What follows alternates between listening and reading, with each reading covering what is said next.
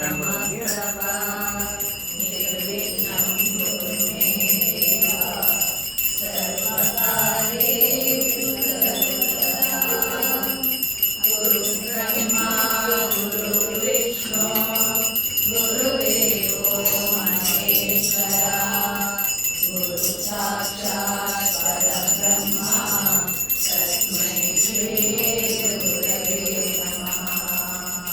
पूज्याय राघवेन्द्राय सत्यधर्मरताय च भजतां कल्पवृक्षाय नमतां कामधेनवे। वसुदेवसुतं देवं कंसचाणूरमर्दनं देवकी परमानन्दं कृष्णं वन्दे जगद्गुरु। रामाय रामभद्राय रामचन्द्राय वेदसे रघुनाथाय नाथाय सीताय पतये नमः।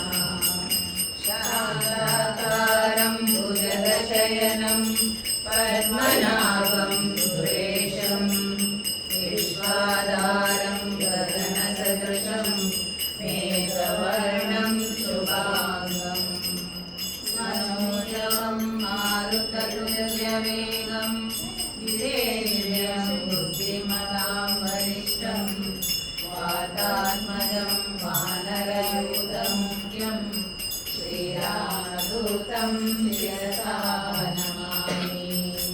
नमस्ते सो महामाये श्रीपीठे सुरपूजिते शङ्खचक्रगदाहस्ते महालक्ष्मी नमोऽस्तुते। सर्वमङ्गलमाङ्गल्ये शिवे सर्वार्थसाधिके शरण्ये त्र्यम्बके गौरी नारायणी